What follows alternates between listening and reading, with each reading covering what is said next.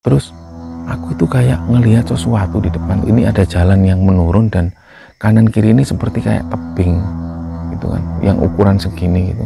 Aku dilihat di atas sebelah kiri itu sambil aku ngangkat itu ada kayak orang berdiri seperti pocong gitu, tapi warnanya hitam yang kusam.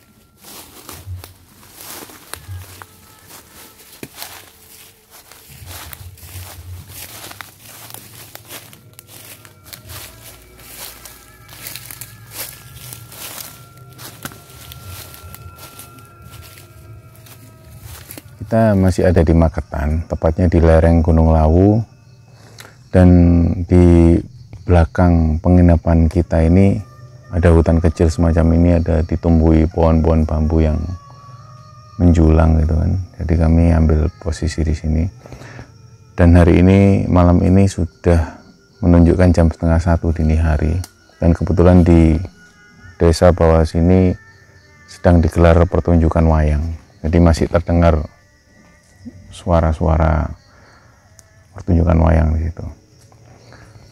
Kita santai aja.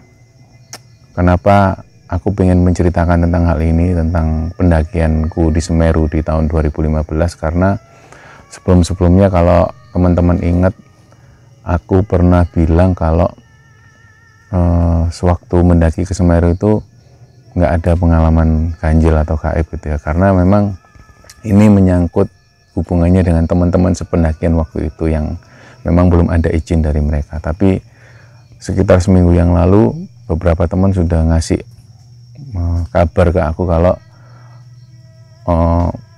mereka mau untuk kisah ini diceritakan, tak ceritakan kembali gitu. Jadi memang aku pertama kali mendaki ke Semeru itu tahun 2004. Terus yang kedua itu tahun 2015, yang terakhir tahun 2019. Nah, yang mau tak ceritakan ini pendakianku ke Semeru yang tahun 2015 ini. Menarik karena itu pertama kalinya aku mendaki dengan orang yang menurutku itu banyak. 8 orang kami mendaki, 4 orang cewek dan 4 orang cowok gitu. Dan apalagi salah satunya ada seniorku juga, namanya Mas Dodi, itu juga ikut mendaki waktu itu.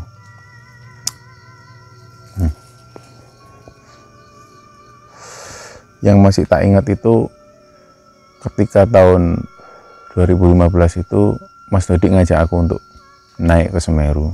Nah, karena yang ngajak Mas Dodi, jadi aku agak sungkan gitu. Jadi aku mengiyakan aja, tanpa aku tahu aku harus mendaki sama siapa waktu itu. Ternyata menjelang hari H itu, mendekati hari H itu, ternyata Teti ikut. Kalau teman-teman masih ingat, Teti itu yang cerita di Merbabu itu sahabatku Teti itu juga ikut waktu itu ke Semeru, juga sama Idris. Nah, Idris sendiri di tahun 2015 itu memang pendakian pertamanya di Semeru gitu loh. Jadi aku senang banget waktu itu. Nah, rencananya memang kami berangkat dari Surabaya menuju ke Ranupane itu memang pakai jasa mobil travel itu. Jadi dari Surabaya langsung ke pos Ranupane tanpa harus oper-oper lagi gitu. Kita janjian di rumah Mas Dodi itu sekitar jam 9 malam karena travel akan jemput jam 10 malam rencananya. Tapi ketika kami nyampe jam 9 malam itu dari pihak travel yang kebetulan memang ini temannya Mas Dodi sendiri itu mengabarkan kalau dia akan datang telat gitu loh. Tapi kami masih sabar nunggu gitu. Jadi jam 10 kami sudah ready semua untuk berangkat, tapi travel ini belum juga datang. Jadi kami di pinggir jalan itu sempat makan nasi goreng sambil nunggu travel ini datang gitu. Ternyata travel ini datang sekitar jam setengah 12 malam. Jadi kami beberapa teman-teman ini sudah ada yang moodnya sudah jelek gitu kan karena kelamaan nunggu gitu. Tapi beberapa dari kami juga ngasih semangat gitu, ayo semangat kita kan mau senang-senang gitu. Oke, nggak lama ya memang jam setengah 12 itu travelnya datang. Saat itu juga aku minum obat anti mabuk itu supaya dalam perjalanan aku nggak mabuk darat gitu loh. Nah, setelah aku minum udah aku tidur. Dalam perjalanan itu aku tidur dan aku kebangun itu sekitar jam setengah 3 karena waktu itu aku tidur di mobil travel itu, aku di samping kaca itu kan, aku sambil nyandarkan kepalaku di situ. Aku kebangun, aku lihat jam sekitar jam setengah 3 dini hari, dan waktu mataku melek itu aku lihat ke arah kanan.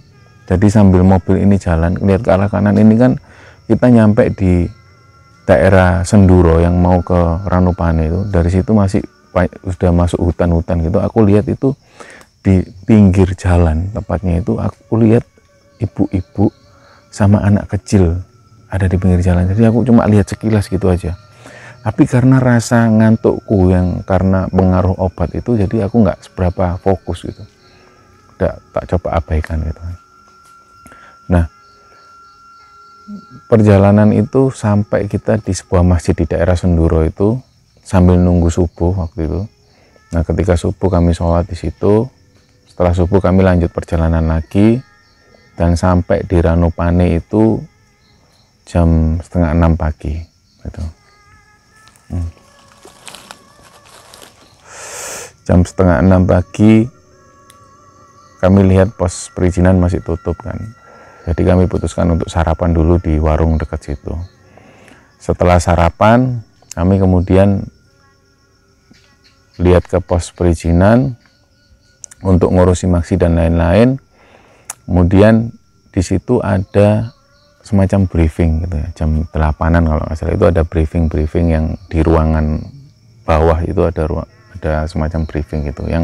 Yang menarik adalah ketika aku masih ingat di tahun 2004 ketika mendaki ke Semeru itu belum ada seperti itu gitu, briefing semacam itu. Cuman pada kali itu di tahun 2015 itu ada semacam briefing semacam itu yang menurutku itu bagus banget gitu, karena di situ ada semacam info-info mengenai pendakian di Semeru, apa yang harus dilakukan dan apa yang tidak boleh dilakukan, tentang tidak bolehnya pemakaian celana jeans dan lain-lain gitu. Nah, itu aku baru ngerti di Semeru. Di situ aku sempat mikir kalau seandainya semua gunung menerapkan sistem seperti ini pasti bagus banget gitu loh, karena pendaki-pendaki yang belum pernah mendaki ke gunung tersebut bisa tahu infonya seputar gunung itu gitu loh. Nah, pagi itu kami ngikutin briefing, kami dengarkan secara seksama gitu teman-teman yang menjelaskan tentang info tentang Semeru gitu. Meskipun aku sendiri dan Mas Dodi juga pernah mendaki ke Semeru sebelumnya, cuman kami tetap ngikutin prosedur briefing itu di situ. Setelah briefing, kami langsung persiapan untuk perjalanan. Jadi aku sempat mau beli rokok bentar di situ untuk persediaan aja dan lain-lain, yang baterai center dan lain-lain. Kemudian kami sampai di gerbang Semeru itu, kami foto bareng di situ. Itu jam 10 pagi kami mulai naik. Jam 10 pagi kami mulai naik, dan aku lihat dalam perjalanan itu kan aku yang paling terakhir. Jadi kami naik ini 8 orang, 4 orang cewek dan 4 orang cowok gitu. Aku yang paling belakang, di depanku Mas Dodi, di depannya Mas Dodi istrinya Mas Dodi, Mbak Siska itu, kemudian di depannya lagi Idris dan Teti dan lain-lain itu di depan. Kemudian nggak sampai 1 jam perjalanan kami berhenti untuk istirahat, dan aku lihat Mas Dodi ini kondisinya seperti lesu gitu loh, kayak capek banget gitu. Nah, aku tanya ke Mbak Siska kenapa kok Mas Dodi kok capek banget rasanya? Itu Mas Dodi posisinya waktu itu istirahat sambil kayak ketiduran gitu loh. Iya Mas, soalnya udah 3 hari kan Mas Dodi itu ada outbound di daerah Paiton gitu. Nah, memang Mas Dodi ini memang profesinya sebagai pembina outbound gitu loh di perusahaan-perusahaan. Jadi memang hari itu sebelum pendakian itu 3 hari sebelumnya itu Mas Dodi ngurusi outbound di Paiton gitu loh. Memang nggak pernah seperti itu sih selama aku mendaki sama Mas Dodi itu, memang nggak pernah Mas Dodi itu yang lesu gitu, selalu semangat gitulah. Nggak tahu kenapa hari itu kayak lemes banget gitu loh, kayak kurang tenaga dan kecapean banget gitu. Nah, dari situ aku punya pikiran, teman-teman kita bagi timnya menjadi 2 aja. Jadi biar aku nungguin Mas Dodi untuk tidur sebentar di sini sama Mbak Siska, kemudian teman-teman yang lain jalan lebih dulu, kita ketemuan di Ranukumbolo nanti. Kalau memang nggak ketemu di tengah jalan, kita ketemuan di Ranukumbolo, kita tunggu di situ yang nyampe lebih dulu. Akhirnya sepakat 5 orang ini, tim pertama berangkat duluan, dan 3 orang, aku, Mas Dodi sama istrinya Mbak Siska itu berangkat belakangan gitu, karena nunggu Mas Dodi yang masih istirahat itu. Aku kasih kesempatan, Mas, sampean istirahat dulu aja, udah tidur seadanya, yang penting bisa mengembalikan tenaga supaya kita bisa jalan lagi gitu. Nah, di situ Mas Dodi tidur sambil karier yang masih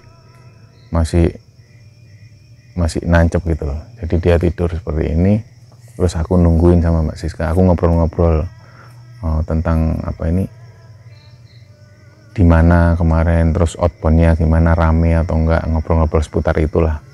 Hampir 1 jam itu Mas Dodi ketiduran, kemudian Mas Dodi bangun.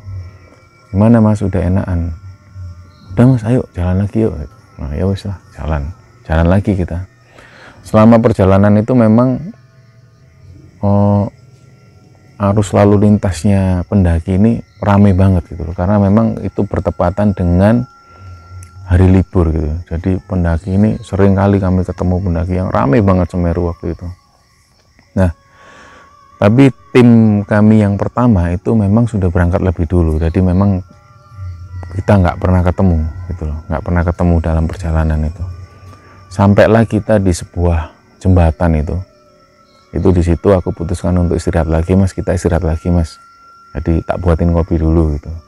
Nah, jadi aku sempat mengeluarkan kompor untuk bikin kopi, terus Mas Dodi tak suruh makan roti itu untuk istirahat lagi, udah sampai tidur lagi untuk mengembalikan stamina. Nggak apa-apa, tak tungguin di situ. Nah, di dekat jembatan itu Mas Dodi mulai tidur gitu kan, masih dengan karier yang masih nempel gitu, dia tidur. Tak lihat juga Mbak Siska juga agak ketiduran dikit gitu. Jadi aku diam di situ sambil ngopi-ngopi, ngerokok gitu. Nah, selang 10 menit berjalan itu, ini tiba-tiba suasana itu hening di situ, hening senyap gitu, seperti sepi dan nggak ada orang lalu lalang, nggak ada pendaki yang lewat satupun gitu loh. Padahal sebelum-sebelumnya ini begitu banyak pendaki-pendaki yang lewat gitu loh. Tapi di dekat jembatan saat itu yang aku istirahat sama Mas Dodi itu nggak ada satupun pendaki yang lewat. Nah, kabut itu tiba-tiba datang gitu kan, agak tebal gitu. Terus Mas Dodi ini tiba-tiba mengigau gitu. Dalam tidurnya Mas Dodi ini mengigau yang menyebut nama orang gitu. Tiba-tiba, matur nuwun nggih Mbah Dipo, matur nuwun nggih Mbah Dipo. Loh, aku kaget, Mbah Dipo ini siapa gitu kan, Mbah Dipo siapa gitu kan. Menurutku setauku itu Mas Dodi nggak punya eyang yang namanya Mbah Dipo gitu loh. Jadi oke, aku coba nggak bahas itu ketika Mas Dodi bangun gitu. Tapi ketika Mas Dodi terbangun, ini Mbak Siska yang ngingetin gitu loh, kakak tadi tidurnya ngigau. Loh iya tadi, iya gitu, iya kan Mas Itang, Mbak Siska bilang gitu, iya Mas. Ngigau kayak gimana Mas, katanya Mas Dodi gitu, sampai nyebutin nama orang, sampai itu nyebutin nama Mbah Dipo. Loh mosok Mas gitu, iya Mas gitu. Emang Mbah Dipo itu siapa Mas, aku tanya gitu kan. Oh nanti Mas tak ceritain Mas, tapi mosok aku bilang Mbah Dipo Mas, iya. Oh ya wes lah, nanti tak ceritain Mas, ayo kita jalan lagi. Kita jalan, akhirnya kita jalan lagi sambil aku masih bertanya-tanya tentang siapa sih Mbah Dipo yang dimaksud Mas Dodi. Belum sampai lama kita jalan itu kita ketemu 3 pendaki yang baru turun. Kita saling sapa gitu kan, Mas gitu. Terus kita berhenti sebentar di situ. Aku tanya, dari rombongan dari mana Mas? Dia bilang dari Jakarta Mas gitu. Terus ada salah satu orang pendaki yang di belakang itu, dia seperti ngelihat ke arah belakang. Yang dia itu tiba-tiba bilang, wah Mas sampean ini rombongan keren ya. Sampai apa ini, ada kakek-kakek yang karismanya itu luar biasa di belakang itu, yang kayak ngawal rombongan sampean gitu. Nah aku kan nggak nyambung dengan apa yang diomongkan pendaki ini. Maksudnya gimana Mas? Enggak, ini mohon maaf ya Mas, dia bilang gitu. Jadi aku tuh ngelihat ada kakek-kakek yang dia tuh kayak semacam pakai sorban gitu, itu karismanya luar biasa, auranya luar biasa baik gitu. Dia itu kayak ngawal rombongan sampean ini gitu. Oh gitu ya Mas, aku cuma bilang gitu. Lah Mas Dodi itu cuma diem gitu. Oke lah, ya wes Mas, kami lanjut perjalanan dulu ya. Oke Mas, lanjutlah kami perjalanan. Lanjutkan perjalanan sampai di pos 3, kemudian kami naik. Itu tak lihat Mas Dodi itu kayak berat banget ngangkat beban, karena karirnya kan memang karir yang tinggi dan besar gitu kan. Mas, apa tak bawain aja karirnya, kita tuker aja, karirku memang agak kecilan gitu. Enggak Mas, nggak apa-apa Mas gitu, tapi kayak berat banget kan gitu, dia berat banget, kayak lesu gitu. Akhirnya tak tungguin lama gitu Mas Dodi naik, karena memang jalannya mulai naik gitu kan. Nah kami itu sampai di sekitaran Ranukumbolo, yang sebelum nyampe di Ranukumbolo itu, ketika sudah bisa ngelihat danaunya itu sudah mulai gelap gitu loh. Kami mengeluarkan senter gitu, Mas keluarin senter dulu Mas. Kami mengeluarkan senter karena memang situasinya sudah mulai gelap. Nah nggak lama aku jalan sambil aku ngelihat di mana teman-temanku yang tim pertama tadi gitu. Nggak lama di depan itu ada Idris yang lagi nunggu gitu. Idris di mana akhirnya kita ngecamp? Di bawah Mas gitu. Nah lo kenapa nggak di shelter yang sana? Udah penuh semua Mas. Ini memang aku lihat itu sudah banyak tenda kan, lampu-lampu kelihatan dari jauh itu kan. Di shelter utama yang di Ranukumbolo itu, di dekat Tanjakan Cinta itu memang sudah penuh banget tenda-tenda yang nggak ada space untuk tenda lagi gitu loh. Jadi kami ambil posisi di Ranukumbolo yang sebelah utara gitu. Jadi turun dari sebelum nyampe pos 4 itu kita turun gitu, turun ke lembah itu, kita bikin tenda di situ. Dan sampainya di situ itu sudah mulai gelap, dan posisi sudah mulai capek. Jadi kami yang cowok-cowok ini mulai mendirikan tenda gitu. Dan di situ entah kenapa Mas Dodi ini tiba-tiba marah gitu loh sama ada salah satu rombongan kami ini yang namanya Ridwan. Memang dari awal itu memang dia foto-foto kerjaannya. Jadi di situasi yang gelap seperti itu, tiba-tiba si Ridwan ini itu motret-motret yang nggak jelas gitu dengan pakai blitz itu loh, yang ganggu banget gitu loh. Tiba-tiba Mas Dodi marah, "Wan, kamu itu cowok apa cewek? Kalau cowok ini bantuin bikin tenda, kamu jangan foto-foto ya dari tadi." "Oh ya Mas, maaf Mas." Akhirnya dia ikut bantuin si Ridwan, bantuin bikin tenda itu. Kemudian yang cewek-cewek ini masak, mulai masak, bikin mie dan lain-lain. Terus ketika tenda sudah mulai kepasang gitu kan, kami sudah mulai bersiap untuk tidur. Setelah makan itu, tiba-tiba si Ridwan ini bilang kalau, Mas, besok kita langsung turun aja ya Mas, nggak usah ngelanjutin perjalanan, di sini udah bagus gitu. Dari situ Mas Dodik marah lagi. Kamu itu ya apa sih ngerepoti yang lain aja. Yang lain ini pengen naik gitu loh. Emang alasanmu apa kok sampai nggak pengen melanjutkan perjalanan? Kakiku keselio ya Mas. Keselio apaan nih gitu loh. Apanya yang keselio? Kakiku Mas gitu. Kamu dari tadi riwa-riwi motret nggak karu-karuan, sekarang alasan keselio gitu. Nah si Teti ini, temanku yang Teti ini kan memang juga ceplas-ceplos orangnya kan. Karena memang dia kan orang Batak si Teti ini. Apa hewan kawan? Wis nggak usah alasan kamu. Cewek aja kamu banyak alasan gitu. Jadi Teti sempat marah juga waktu itu. Akhirnya ya wis lihat besok aja Mas ya. Ya wis. Akhirnya malam itu kami tidur di Ranukumbolo itu. Dan keesokan harinya kami lihat itu kan sempat foto-foto di Ranukumbolo itu. Ngelihat situasi Ranukumbolo itu full, semua tenda-tenda itu kayak perkampungan kumuh yang tenda-tenda semua gitu. Kami lihat dari kejauhan penuh tenda gitu. Nah akhirnya si Ridwan ditanya lagi, gimana Wan, kamu ikut naik nggak gitu? Ya Mas, ikut Mas gitu.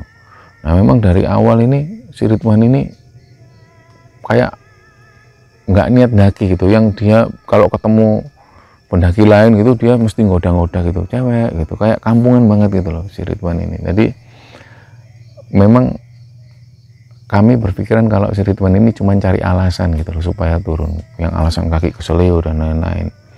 Tapi ketika pagi itu banyak yang dukung dia, akhirnya wes ayolah naik aja lah, ya wes naik. Akhirnya kami naik muter di Ranukumbolo itu sampai di shelter Ranukumbolo, kemudian naik di Tanjakan Cinta itu kan, kemudian naik di Tanjakan Cinta. Tak lihat si Ridwan ini masih foto-foto dengan kameranya itu yang masih yang posisi yang sama kalau ketemu cewek itu, lalu cewek gitu. Jadi yang bikin Mas Dodik ini lagi-lagi itu marah gitu. Wan, kamu itu mbok fokus sama rombonganmu gitu loh. Fokus sama teman-teman yang cewek ini, mbok kamu lindungin gitu. Oh iya ya Mas gitu. Jadi kami turun ngelewati Oro-Oro Ombo, di mana di situ banyak tanaman-tanaman yang berwarna ungu yang cantik gitu kan. Yang kata teman-teman itu bunga lavender, padahal sebenarnya bukan kan. Jadi tanaman itu cantik yang kebetulan lagi tinggi-tingginya. Jadi di situ lagi-lagi Ridwan ini kalau ketemu cewek itu, mbak tak foto ini, gayanya kayak gini gitu. Nah itu yang bikin kita itu sebel gitu lihatnya. Ayolah jalan Wan, ini udah siang ini loh gitu. Ya gitu. Nah kita ini kan nungguin si Ridwan terus gitu loh, berhenti dikit-dikit berhenti foto, dikit-dikit berhenti foto, ntar aja lah fotonya waktu pulang atau gimana gitu. Ya wes lah, jalan lagi akhirnya. Sampai di Cemoro Kandang itu teman-teman berhenti istirahat sebentar di situ, terus kita minum-minum, makan-makan snack dan lain-lain, kemudian lanjut perjalanan lagi naik ke Jambangan gitu. Nah di situ lagi-lagi Mas Dodik ini tampak kelelahan gitu loh, kok wajahnya capek gitu. Terus aku putuskan lagi, teman-teman dibagi kayak kemarin aja, yang mau naik lebih dulu nanti kita ketemuan di Jambangan gitu, biar aku sama Mas Dodik dan Mbak Siska ini yang belakangan gitu, karena aku nungguin Mas Dodik. Oke, jadi dibagi, mereka berangkat lebih dulu 5 orang itu. Nah aku, Mas Dodik sama Mbak Siska nungguin Mas Dodik yang istirahat itu. Tak suruh lagi, Mas Dodik sampean istirahat dulu, tidur lagi aja. Ya Mas, tak tidur dulu ya. Jadi kecapean banget gitu waktu itu. Nah begitu naik ke Jambangan itu, posisi treknya ini kan naik banget kan, naik banget. Terus tak lihat itu Mas Dodik beberapa kali itu kayak kelelahan gitu. Mas tak bawain karirnya, tapi dia nggak mau gitu. Nah nggak lama jalan itu aku tuh kayak denger ini suara cewek lagi marah gitu loh. Kamu itu, ternyata begitu aku deket, Teti. Aku ketemu Teti. Jadi Teti itu lagi marahin, ada 2 orang pendaki di situ yang lagi dimarahin temanku Teti ini karena katanya dia buang rokok putung rokok itu sembarangan gitu loh. Terus aku kan ngampiri, kenapa Ted? Ini loh, mosok mas ini loh, habis ngerokok putungnya dibuang sembarangan, tak suruh ambil kan, nanti kebakaran mas, kamu jangan ngawur gitu. Terus malah dia bilang, ntar mati sendiri kok mbak gitu. Karena aku ya mangkel tuh Teti. Nah Teti ini kan memang tipikal orangnya kan ceplos-ceplos, dan dia nggak peduli dia ngomong sama siapa, kalau dia ngerasa bener dia akan ngomong seperti itu gitu loh. Jadi ketika dua orang pendaki yang dimarahin Teti ini, akhirnya dia ambil putung rokoknya lagi terus dimasukkan ke sakunya. Wes mas jangan diulangin lagi ya, Teti bilang gitu. Iya mbak gitu. Akhirnya jalan kan. Nah kita jalan lagi ketemu sama Teti. Terus aku tanya, teman-teman yang lain mana Tet? Udah di atas gitu. Nah, Teti kan sama Idris waktu itu ketemu kita di tengah jalan itu. Terus kami lanjutkan perjalanan lagi. Sesampainya di Jambangan itu aku lihat teman-teman itu sudah foto-fotoan lagi, si Ridwan lagi-lagi motoin cewek-cewek gitu kan. Nggak fotoin. Nah dari situ yuk kita jalan lagi ke Kalimati sebelum malam banget gitu kan. Oke kita jalan bareng lagi nih, ketemu tim 1 dan tim 2 ketemu lagi, jalan bareng. Di antara perjalanan dari Jambangan menuju Kalimati itu kami ketemu rombongan cewek-cewek, 4 orang cewek-cewek ini yang turun menuju ke bawah, dan salah satu cewek ini dia jalan ini tanpa alas kaki gitu loh, kayak sepatunya itu ditenteng itu loh. Aku tanya, loh kenapa mbak kok nggak pakai sepatu? Iya mas, sepatunya jebol, soalnya tadi pagi kan kami muncak terus sepatuku jebol gitu. Loh terus Teti bilang kan, loh gimana sih ini kamu pakai sandalku aja. Jadi kan Teti kan posisinya pakai sepatu tapi dia bawa sandal gunung itu loh untuk cadangan gitu. Udah ini pakai sandalku. Loh terus gimana mbak, ketemuan di pos bawah aja ya, kalau mbaknya turun tak titipin situ sandalnya. Terus Teti bilang udah nggak apa-apa, bawa aja lah, aku juga nggak kepake kok, udah bawa aja daripada nggak pakai alas kaki loh mbaknya. Oh iya mbak, makasih loh ya, makasih ya. Iya gitu. Jadi itu kami sempat ketemu itu. Akhirnya kami jalan lagi. Sesampainya kami di pos Kalimati itu udah menjelang maghrib, udah mulai gelap gitu, dan kami mendirikan tenda di sekitar situ itu udah gelap. Jadi udah gelap kami mendirikan tenda di situ. Terus apa ini, ada beberapa orang warga sekitar yang di situ itu memang yang menawarkan jasa untuk ngambil air di sumber mani gitu. Jadi ya itu juga baru bagiku, karena sebelumnya memang aku nggak pernah ngalamin hal ini ya, kalau orang-orang warga sekitar itu yang menawarkan apa ini mbak, kalau mau ngisi air itu 10.000, jadi satu botol kosong yang diisi air ke sumber mani. Karena memang apa, jarak sumber mani, jarak dari Kalimati ke sumber mani ini memang jauh sekali untuk ngambil air kan. Jadi kebetulan stok air kami juga habis dan kami harus ambil air gitu kan.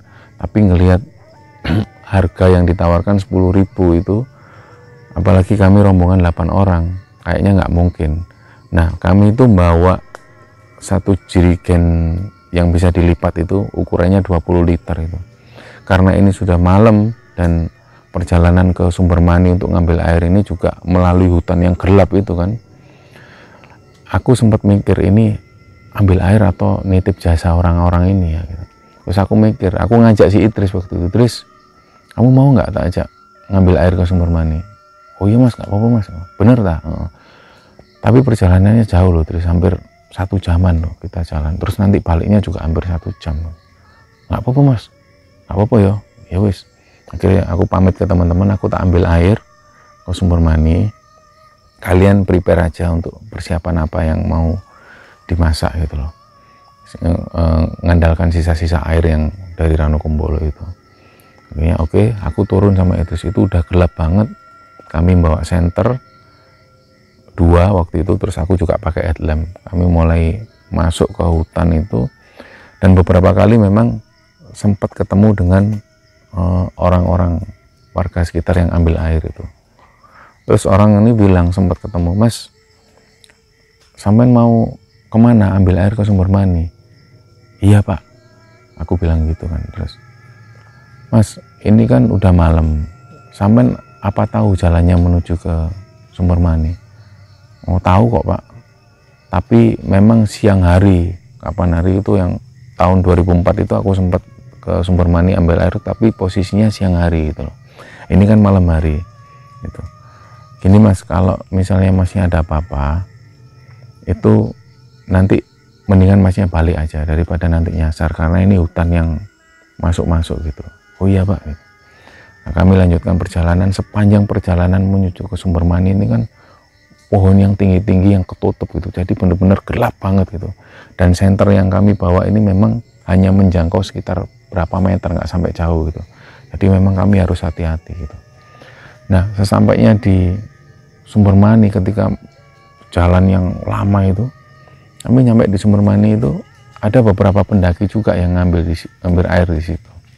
Dan ada beberapa orang yang nawarkan jasa ini juga ada di situ. Setelah mereka ambil air kan gantian. Jadi Sumber Mani ini aliran airnya memang nggak seberapa deras gitu. Mungkin itulah kenapa dinamakan Sumber Mani. Mani ini kan artinya air apa ini? Air mani itu yang netesnya pelan-pelan gitu. Di situ aku lihat ada sajen yang memang sengaja ditempatkan di situ. Aku cuman lihat dari jauh gitu. Terus ketika orang-orang yang ada di situ setelah ambil air, mereka pergi, tinggal aku sama Idris di situ. Nah, karena ukuran jerigen lipatku ini yang 20 liter, jadi memang kita nunggu lama di situ. Nunggu air yang itu lama banget. Hampir setengah jam lebih. Yang aku khawatirkan di situ, itu kan satu-satunya sumber air yang ada di Kalimati dan sekitarnya. Dimana di situ juga hewan-hewan sering ngambil air di situ gitu loh. Yang aku khawatirkan adalah kalau ada hewan buas seperti macan kumbang dan lain-lain yang masih banyak di Semeru itu kan. Nah, pada saat aku sama Idris nungguin air yang nunggu penuh itu tadi 20 liter itu, aku lihat kayak di sekitarku itu kayak ada yang memperhatikan gitu loh. Idris, aman Idris? Aman Mas? Oke, aman ya, aman. Nah, hampir setengah jam lebih, ketika air sudah penuh terisi, baru aku tutup. Terus itu tinggal aku sama Idris di Sumber Mani itu, nggak ada orang lain lagi selain aku sama Idris. Terus aku angkat kan, akan gantian. Idris ngangkati gantian ya, iya Mas. Jadi aku bawa ke sini air sambil agak goyang gitu kan, karena ini kalau kita bawa air ini kan kadang goyang itu ikut goyang gitu kan. Nah, 20 liter itu beratnya benar-benar berat tuh, 20 liter. Jadi kita cuman jalan 10 langkah, aku taruh, terus gantian ya Terus, ya Mas, terus yang bawa gitu, jalan lagi sambil gelap kan, kita cuma bermodal headlamp itu sama senter. Jadi sering kali itu aku kepleset gitu loh, kepleset jatuh gitu. Terus nggak apa-apa Mas, nggak apa-apa Tris, ayo Tris. Dan 10 langkah aku berhenti karena capek banget gitu. Gantian gitu. Nah, selama perjalanan itu aku ngerasa itu ada yang aneh. Kenapa? Karena jalan yang tak lewati ini bukan jalan yang aku lewati saat di awal gitu. Terus yakin ini jalannya? Iya kok Mas. Ya wes, jalan lagi ya, jalan. Nah, semakin kami jalan itu, hampir 1 jam lebih kami jalan itu belum juga nyampe ketemu jalan menuju Kalimati gitu. Dari situ aku mulai deg ini, aduh, jangan-jangan aku ini tersesat gitu. Tapi aku nggak ngomong sama Idris gitu loh. Aku tetap nggak ngomong karena aku khawatir Idris ini juga kebawa khawatir gitu loh. Jadi aku diem aja sambil jalan lagi. Aman Idris, aman Mas gitu. Jadi kami jalan terus gitu kan. Terus aku tuh kayak ngelihat sesuatu di depan. Ini ada jalan yang menurun dan kanan kiri ini seperti kayak tebing gitu kan, yang ukuran segini gitu. Aku dilihat di atas sebelah kiri itu, sambil aku ngangkat itu ada kayak orang berdiri seperti pocong gitu, tapi warnanya hitam yang kusam gitu. Terus aku nggak berani lihat ke atas gitu. Terus aku gantian sama Idris, gantian ya, ya Mas, gantian. Nah begitu Idris ambil jalan di depanku, aku sambil nyanter itu, Idris itu kayak gini, astagfirullahaladzim, kenapa Idris? Gak apa-apa Mas, gak apa-apa Mas. Ya wis, lanjut. Aku jalan terus kan, sambil cepet-cepet. Terus hampir 10 langkah ke depan itu, Idris, diam dulu Idris, berhenti Idris. Oke. Kenapa Mas? Istirahat sih Idris. Terus aku ngerasa kita ini tersesat, Tris. Wis ya, nggak usah kaget ya. Aku ngerasa kita tersesat ini. Nah, tiba-tiba dari situ tuh aku mikir gini, waduh, kalau aku hilang ini gimana? Karena sering banget pendaki hilang itu di sekitar situ, di area-area situ gitu. Apalagi ini posisi yang malam, gelap gitu kan. Dan di situ nggak ada sama sekali orang atau pendaki yang lewat. Kita nggak pernah papasan sama sekali dengan pendaki atau warga sekitar yang lewat. Jadi aku diam, Tris, ayo kita baca doa, Tris. Kita minta petunjuk, Tris, supaya ditunjukkan jalan gitu. Karena aku ngerasa ini jalan hampir 1 jam lebih, belum juga kita ketemu yang areal Karimati itu. Jadi ketika kami berdoa, ya Allah minta petunjuk, akhirnya setelah berdoa kami jalan lagi.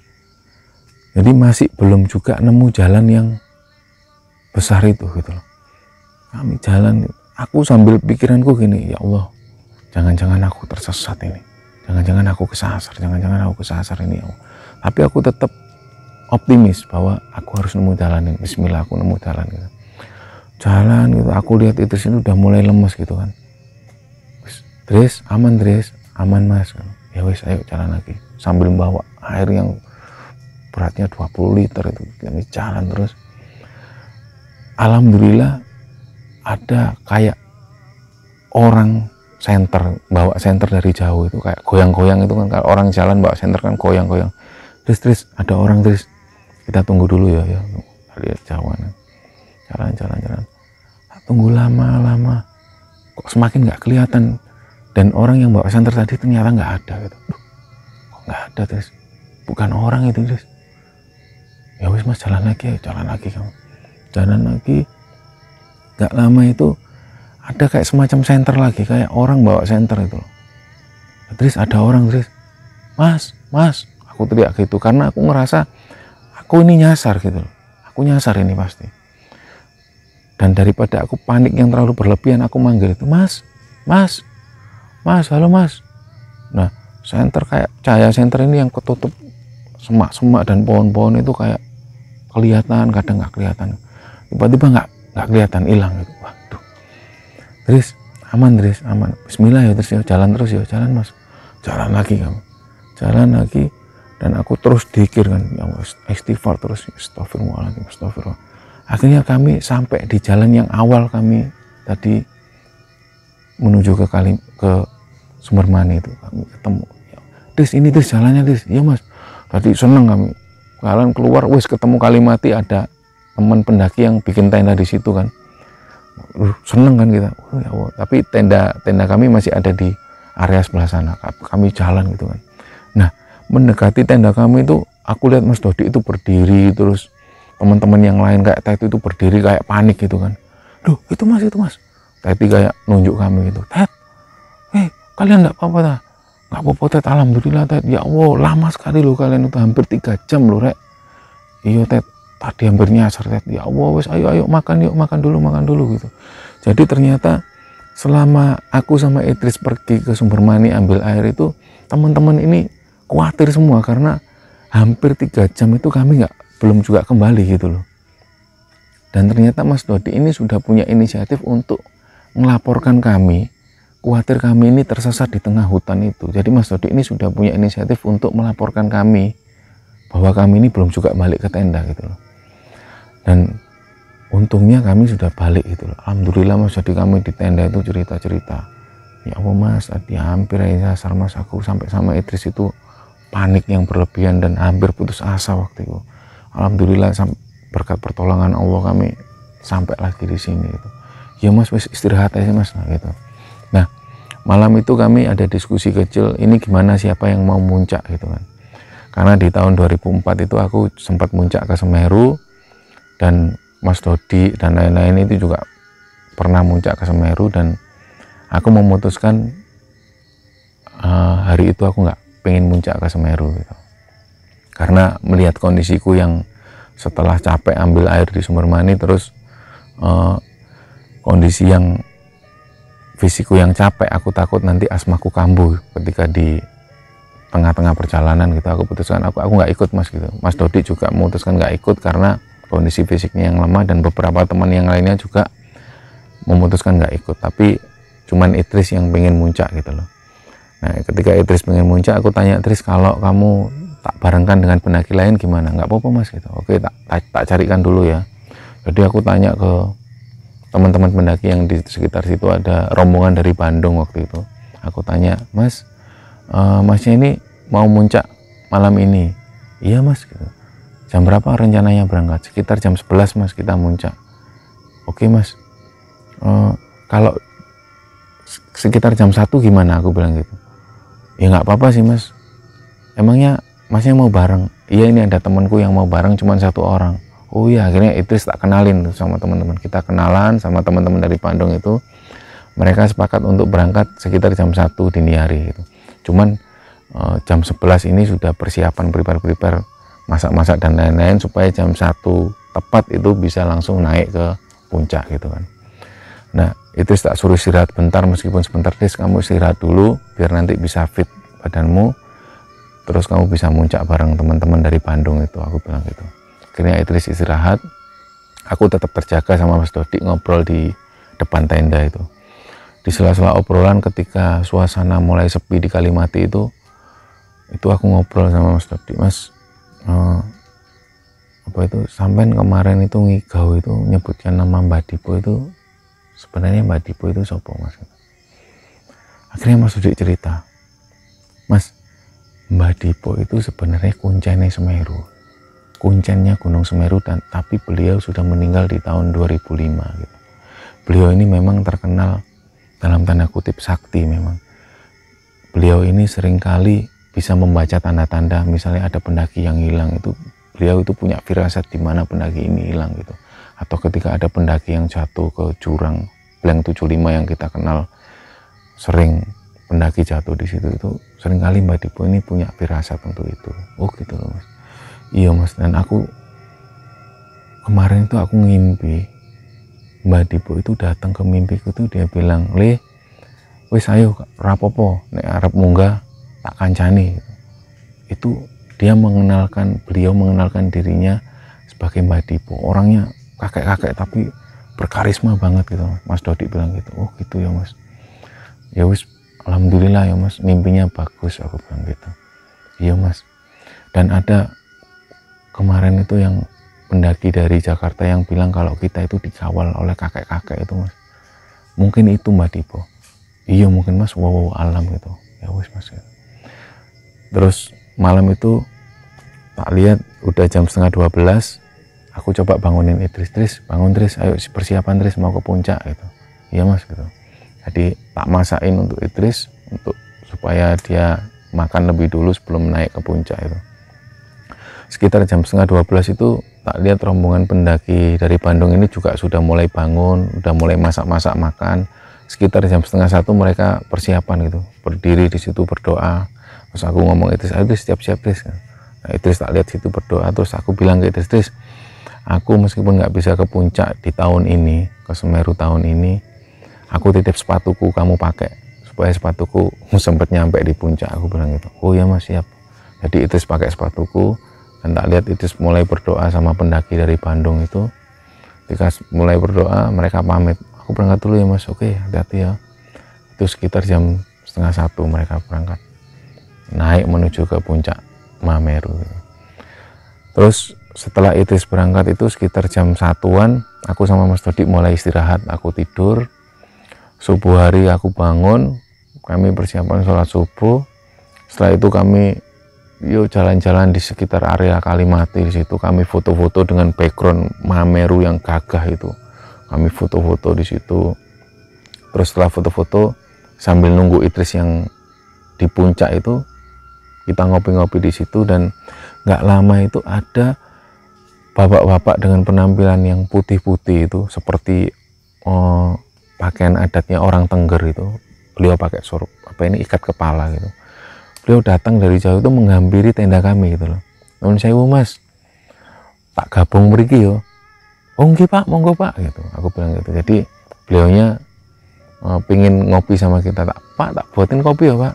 Iya mas, pahit atau manis? Dikit aja gulanya. Oh nggih pak, bikinin kopi, terus kita nongkrong di situ. Jadi bapak-bapak ini mengaku dari rumahnya di Ranupane, dia pakai baju adat yang Tengger yang putih-putih itu, dia ngaku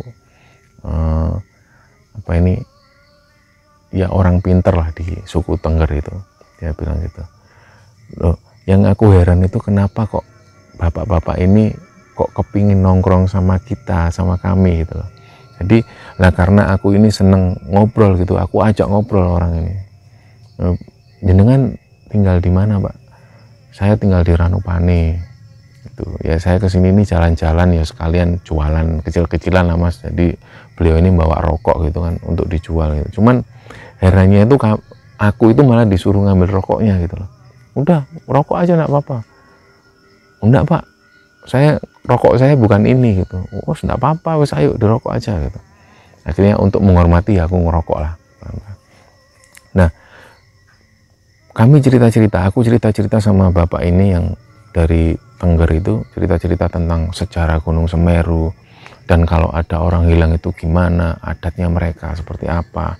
Aku tanya-tanya tentang upacara Kasodo di Bromo, aku tanya tentang peribadatan mereka ini apakah beda dengan Hindu yang ada di Bali gitu. Bapak ini cerita semua dengan antusiasnya. Terus aku bilang ke bapak ini, kalau Pak, saya kalau punya anak itu aku pengen kasih nama dengan nama-nama gunung gitu. Aku bilang, oh apik gue apik. Terus aku pokoknya di situ asik lah, obrolan kita asik sambil nunggu Idris yang turun dari puncak itu. Aku ajak ngobrol bapak-bapak itu, dan kemudian bapak ini bilang kalau, oh, kalian tahu nggak saya kesini ini ngapain? Nggak tahu Pak. Terus bapak ini bilang, saya itu kemarin mimpi ketemu Mbah Dipo. Kok sama persis kayak yang diceritakan Mas Dodi. Di mimpi itu Mbah Dipo bilang kalau iku ono golongan arek-arek munggah gunung kuwi, iku tolong ramutan gitu. Aku gini. Dok, makanya aku kesini ini bukan tanpa sebab Mas, aku ya nemenin rombongannya sampean ini. Ini juga dawuhnya dari Mbah Dipo. Gitu. Mbah Dipo itu kuncennya Gunung Semeru sini. Beliau udah meninggal tahun 2005. Nah, persis apa yang diomongkan Mas Dodi. Karena waktu itu Mas Dodi ada di tenda lagi istirahat kan, nggak menemani bapak ini kan. Oh nggih Pak gitu. Nah, obrolan kita ini berlangsung ketika Idris datang dari puncak. Terus kemudian bapak-bapak ini yang dengan pakaian adat ini pamit ke kami untuk mau turun langsung ke Ranukumbolo karena ada saudaranya di sana. Ketika bapak ini pamit, kemudian aku kan bilang, Pak, saya tadi ngambil rokok 3. Aku bilang gitu. Oh, enggak apa-apa, udah, enggak usah. Oh, nah Mas, udah enggak apa-apa. Enggak Pak, jenengan kan jualan. Enggak, siapa bilang saya jualan? Oh, tadi bapaknya bilang jualan. Enggak ya, cuman pengen gudo sampean aja. Dia bilang gitu. Oh, makasih loh Pak. Ya, aku yang makasih kopinya. Yes, pokoknya kalian kalau turun, wis enggak usah ikut pendaki-pendaki yang enggak bener. Kalau misalnya ada pendaki yang apa ini colometan dan lainnya udah enggak usah diikutin. Wis gitu. Nggih Pak, pesannya cuman gitu. Jadi beliau turun, tak lihat itu. Terus yang Idris datang dari puncak itu nunjukin foto-fotonya kan. Aku lihat, wah, yang kebetulan cuaca di atas itu cerah banget waktu itu. Setelah Idris datang itu kami bareng kan, harapan sama Idris. Terus nggak lama, selang 2 jam setelah itu kami putuskan turun ke Ranukumbolo untuk bermalam lagi di Ranukumbolo gitu loh, menikmati semalam lagi di Ranukumbolo. Akhirnya kami berkemas-kemas, turunlah kami ke Ranukumbolo. Di Ranukumbolo kami sampai Ranukumbolo ini sekitar jam 2 siang, jam 2-an siang itu kami mulai bikin tenda dan lebih santai karena posisi sudah pulang kan, sudah mau turun ke bawah ini. Malam itu Ranukumbolo begitu ramenya, begitu banyak tenda yang ada di situ, dan cuaca lagi dingin-dinginnya, suhu yang sangat minus di situ. Kenapa aku bilang minus? Karena dingin banget waktu itu, sampai tenda itu ketika aku pukul seperti ini tuh kayak membeku gitu. Jadi embun-embun ini berubah menjadi es, tak-tak gitu. Waktu itu aku lihat teman-teman udah pada tidur semua malam itu kan, malam itu udah pada tidur semua. Sekitar jam 10 malam itu tiba-tiba itu ada, nggak tahu dimulai dari mana, ada beberapa rombongan pendaki ini yang kayak teriak-teriak gitu. Tiba-tiba diikutin oleh pendaki lain. Dan tiba-tiba suasana di Ranukumbolo ini riuh, rame gitu loh. Dan dari pengeras suara, waktu itu ada pengeras suara dari shelter itu yang bilang, tolong jangan buat keramaian di sini. Ini Ranukumbolo ini masih disakralkan, tolong. Jadi sampai ada pemberitahuan semacam itu. Dan di situ aku sama Mas Dodi cuman geleng-geleng kepala, gimana akhlak pendaki sekarang ini, kok nggak ada akhlak sama sekali. Malam-malam di Ranukumbolo menciptakan kebisingan seperti itu gitu loh. Nah ketika pengeras suara bilang seperti itu, tiba-tiba diam semua. Nggak lama ada lagi dari arah sana, ngikutin semua. Apa-apaan teman-teman ini, aku bilang seperti itu, ngapain gitu. Aku sama Mas Dodi cuman bisa geleng-geleng kepala, karena ya nggak bisa nasihatin begitu banyaknya orang gitu kan. Nah, dari situ sekitar jam 11 malam suasana mulai hening itu, aku masih belum juga tidur sama Mas Dodi, ngobrol-ngobrol santai itu di depan tenda sambil melihat arah Ranukumbolo. Nggak lama dari tenda cewek itu yang ditempatin Teti dan teman-teman itu, resletingnya ngebuka gitu, kayak ada yang mau keluar gitu. Tak pikir ada yang mau pipis gitu, mau tak antar gitu. Ternyata itu Teti yang keluar. Tiba-tiba Teti itu keluar sambil menghadap ke arah Ranukumbolo itu sambil kayak tercengang gitu loh, kayak, loh Tet, kenapa Tet, mau pipis tak? Mas Dodi tanya gitu. Tapi Teti itu kayak nggak dengarkan kata-katanya Mas Dodi. Tet, mau pipis tak? Jadi Teti itu cuma melihat ke arah Ranukumbolo sambil kayak gitu. Terus Mas Dodi bilang ke aku, mas tolong mas Teti. Terus aku Teti, Tet, aku pukul bagian sini, Tet, ngapain kamu? Dul aku udah wis nggak usah cerita. Ya wis. Jadi Teti ini kayak ngeliat sesuatu di Ranukumbolo gitu loh. Udah kamu tidur lagi. Ya aku tak tidur lagi Teti. Oke, setelah itu nggak lama aku tidur sama Mas. Udah mas, ayo mas tidur mas, udah malam juga nih, dingin juga kan di luar. Kami tidur, terus kemudian subuh itu alarmku bunyi, terus aku bangunin teman-teman untuk sholat. Si Idris juga, ayo Idris sholat subuh.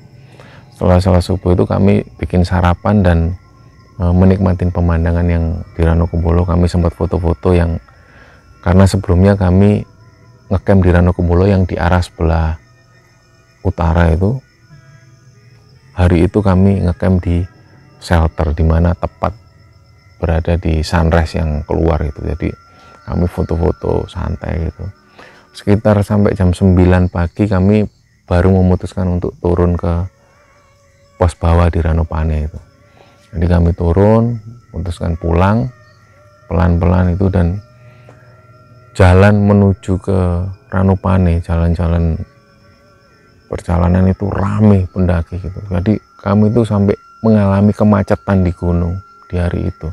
Bener-bener itu ya kita jalan 1, 2, 3 langkah berhenti karena bergantian jalannya. Belum lagi ditambah pendaki yang baru datang dari arah sana gitu loh. Jadi perjalanan dari Ranukumbolo ke Ranupane yang kami jam 10 pagi itu nyampe di Ranupane itu sekitar jam 3, jam 4-an sore. Ketika nyampe di Ranupane, sambil nunggu travel yang jemput kita itu, kami makan di warung itu lagi sambil cerita-cerita gitu. Terus aku tanya sama Teti, Tet, malam itu di Ranukumbolo itu kamu ngapain kok sampai keluar tenda? Terus Teti bilang gini, iya Nul, aku loh pas tidur itu tiba-tiba itu kayak ada cewek yang bangunin aku gitu loh. Mbak, bangun gitu. Terus nggak tahu kenapa aku tuh tiba-tiba bangun, tiba-tiba aku buka tenda, terus aku lihat di luar, aku lihat di Ranukumbolo itu ada kayak semacam angsa putih gitu, ukurannya besar gitu. Dia itu kayak terbang, terus mainan air gitu. Terus di atasnya itu kayak ada kayak bidadari gitu yang lagi nari-nari dengan gaya-gaya tari Jawa yang pelan gitu. Lah kan aku kaget kan, loh ini di Ranukumbolo apa di mana sih kok ada kayak angsa gitu yang ukuran besar, terus ada kayak penari. Aku tuh sampai blank awalnya, antara sadar nggak sadar. Makanya begitu kamu mukul aku, kamu manggil aku tuh aku baru sadar gitu loh. Oh gitu Tatat, kamu lihat angsa gitu. Iya. Oh. Nah, dari situ tak lihat itu Mas Dodi cuman ketawa gitu aja. Ya, di hari itu kami putuskan untuk pulang ke rumah masing-masing tanpa ada satupun yang kecewa dengan perjalanan itu. Memang ada beberapa yang kecewa, seperti Mas Dodi kecewa dengan Ridwan yang ternyata perilakunya tidak sama seperti dia ketika berada di kota. Ada kekecewaan-kekecewaan itu kami hilangkan satu sama lain. Itulah kenapa cerita pendakian ke Semeru ini sempat belum aku ceritakan dari awal, karena memang perlu persetujuan dari teman-teman waktu itu. Dan alhamdulillah setelah ada persetujuan ini, aku ceritakan pendakian ke Semeru ini. Semoga cerita pendakian ke Semeru ini bisa diambil hikmahnya.